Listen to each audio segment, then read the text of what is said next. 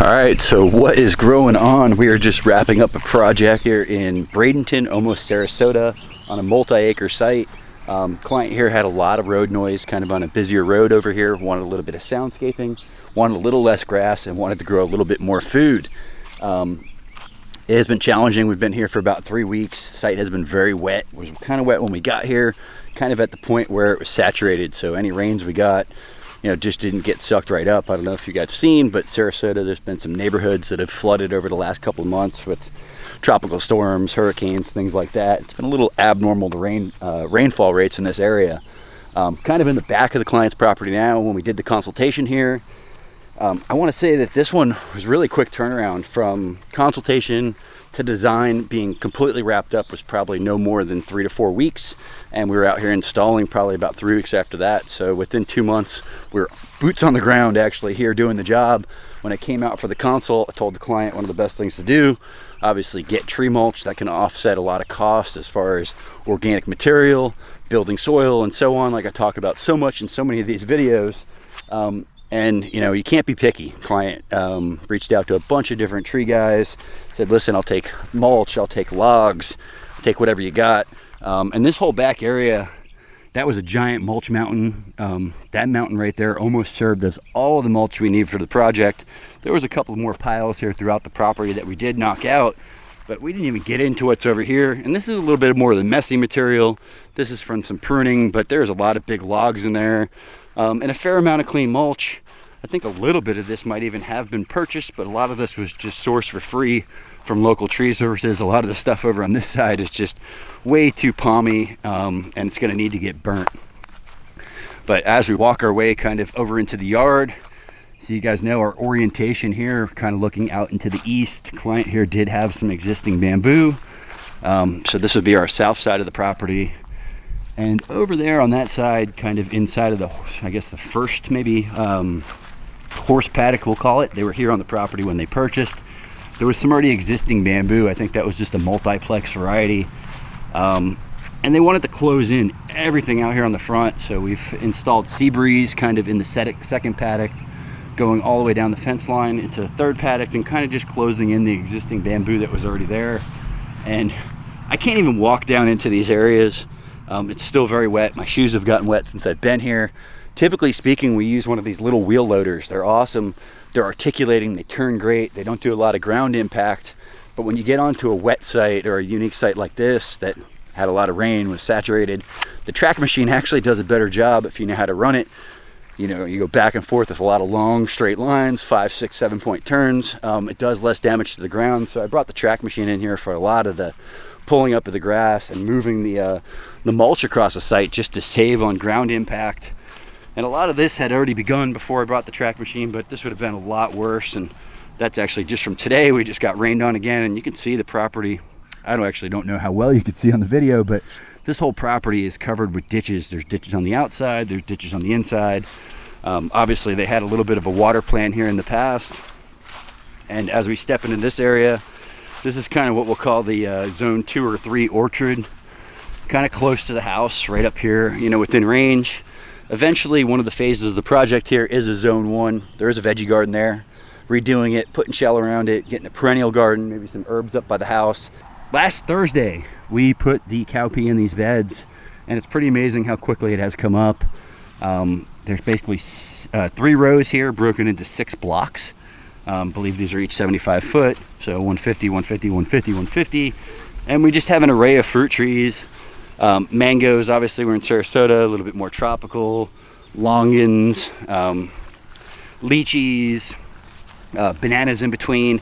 And what we did here is we chose higher supporting species. So, we have elderberry, vitex, sweet almond. But what I've really cut down a lot on, guys, is when you look back at what we were doing 5, 6, 7 years ago, unless it's like that small, tiny home garden, smaller space, I have really cut down on the amount of supporting plants we put in per tree on the initial installation. Goal here being is a multi-species planting. We're building the mulch, we're getting the irrigation system in place. That's for establishing the trees. That's for when we get into dry season. We have those intermediate support plants going in between, but I've noticed after doing all of this crazy soil disturbance with whether it be You know, using a machine to come in here and take out these rows, sod cut these rows like we most typically do, till these rows. You know, you're disturbing, you're getting all kinds of seeds, and rather than putting all the money into those support plants up front, obviously the biggest priority here is the fruit trees, right? We want to start harvesting fruit.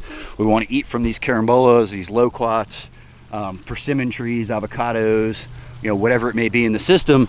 So putting that money up front for the client more into the fruit trees, the main frame is what we'll like to call it, getting the mulch in place, the compost in place, some supporting species, but mainly just protecting that soil. Putting those cover crops in place, and the goal being, you know, first year, first two, we continue with those cover crops, we change them out seasonally, and maybe as time continues, we move in more of a perennial direction with the ground cover once things have kind of balanced themselves out over here on the long term. So something kind of new that we're trying. We've done this on a couple of different projects now. I did this on a project last year in Inglewood, more of a home scale. Once again there, I was blown away with how quickly that cowpea came up. So we've got, I think, 2 zones of irrigation here, 1 zone over there on that far south property line. And as I'm speaking, you kind of hear a little bit of that road noise. You know, that's what clumping bamboo is so good for. And guys, you can see this is where we cut through the yard to actually get in there, access that grass to get it out. It was so wet on the back side of the fence, there was no way I was getting through on that side. So we took apart the fence and put it back together here in this situation. Same thing to enter that zone. And the existing bamboos all got fertilized and mulched, and hoping to kind of perk those up a little bit, because some of that stuff looked really tired, especially when I came here originally in the beginning of summer. I guess I could just touch on a couple of more of the fruit trees that are here on this first row. We've got some different guavas, got a big old Adamoya, some sugar apples. As we work our way down that way, there's some Cattleya guavas, some pears, some peaches, a jackfruit. And the center row here has also some more loquats, a carambola in the center. Hopefully it's going to get a little bit of protection. And as we walk over here past this beautiful you know, pond that the client has here on the property, and this has come up again in the last day or two since we've gotten a lot of rain. Definitely a unique feature though. And that noise from the water, you know, it does also kind of help with a little bit of that road noise coming by. But the goal here with this block, and we have another block of fruit trees here.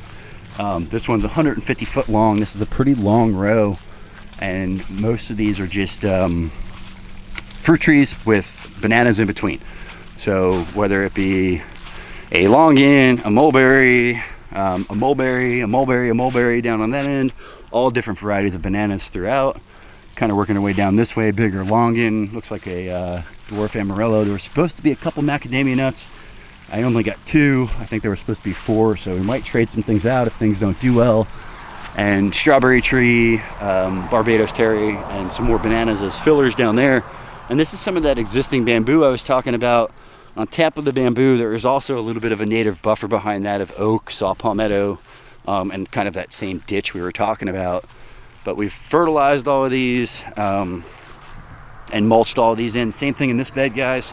Cowpea, much lower on the support plants here.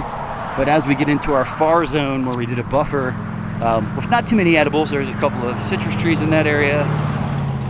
We have some more natives and supporting plants in that area that obviously help being right here on the same property to support the whole system. It's not like this is a monoculture of one type of fruit tree. There's probably 15 different varieties of bananas here. None of the same varieties of fruit trees. You know, if there's 3 different mulberry varieties, obviously that's probably Thai dwarf and world's best and Pakistani or something like that. So we have some diversity, just not the level of support plants we used to install on this job. And you can kind of see here some of that tree mulch going to good use. Every one of these old clumps got mulched in, fertilized, and kind of as we get into this shade edge, you can kind of see the citrus. We really tried to take advantage of the overhead from that oak tree, putting it in the understory. And then behind it, we just have some native coffee and some native beautyberry, which do great in the shade. Forgot to mention on the end of this very, very long block over here, we do have a cowpea tree, which will obviously become a big shade tree, gummy worm fruit. Everyone's been kind of excited about that one.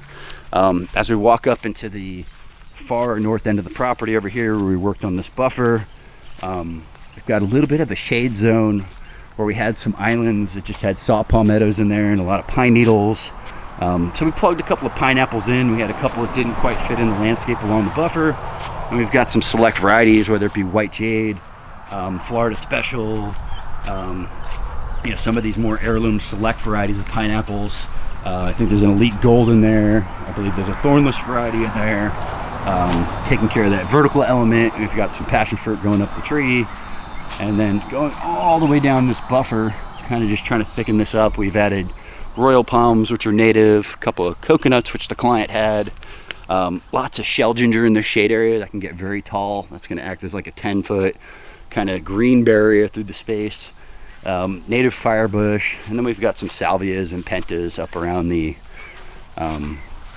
royal palms here, spaced all the way down along the fence.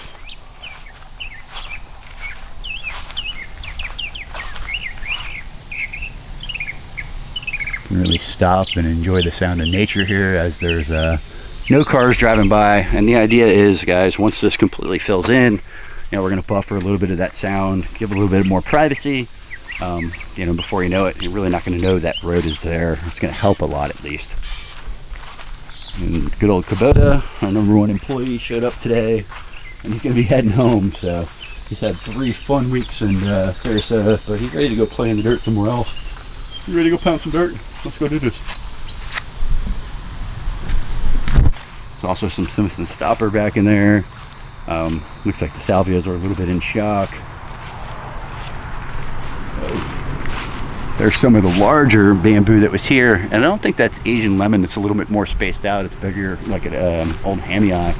Interesting variety, yellow, green cane stripe. And the client already had some existing jelly palms here, and got Mr. Newest employee over here putting down some sod, some St. Augustine green side up over there. All right, bro? Yeah. Yeah? You got that? All right, you got it ready, didn't you? What? No. What do you mean no? I forget. All right, what time is it? Don't be a grass till 30. Oh man, Ryan, you're supposed to teach him, dude. You're supposed to train these guys. I'm trying, man. I'm trying. You're slacking, dude. He's good. He's good. He's good? Yeah. All right. Well, he scared everybody else away. They already went home. Oh yeah. Cisco, you chasing people off? No. Oh man, unbelievable. Hey, fix that edge. How's it growing? Oh, what's going on? Whoa. In case you were wondering where the GreenDream trailer is, out by the road, ready to go. We're going to retire that thing this year. Stay tuned. I make a video of my new tool trailer. I'm kind of working on a new design, make it a little easier to access equipment, irrigation parts. Hey, we're talking about that irrigation trailer. We're going to know where everything's at, right? Of course. Of course, of course. So, beautiful site here in Sarasota, guys. This is a kind of a unique property to have this much acreage out here. I think that could be an Indian mound. I don't know what's going on there. Client said it was here. I thought it'd be pretty cool to put an observation deck up there so you can look out over your grove, your little pond out here. Probably need to get some ducks, but that one is a wrap. I am heading back to Pasco. If you guys are seeing this video, you haven't been to the new nursery, come check it out. I am personally there almost every Saturday. Make it my kind of one of my goals in life to be there 2 days a week. Saturdays are guaranteed. The other day seems to kind of change around every single week. That's not guaranteed. So hope you guys enjoyed this video. I hope you're growing some food. Stop growing grass, pound some dirt.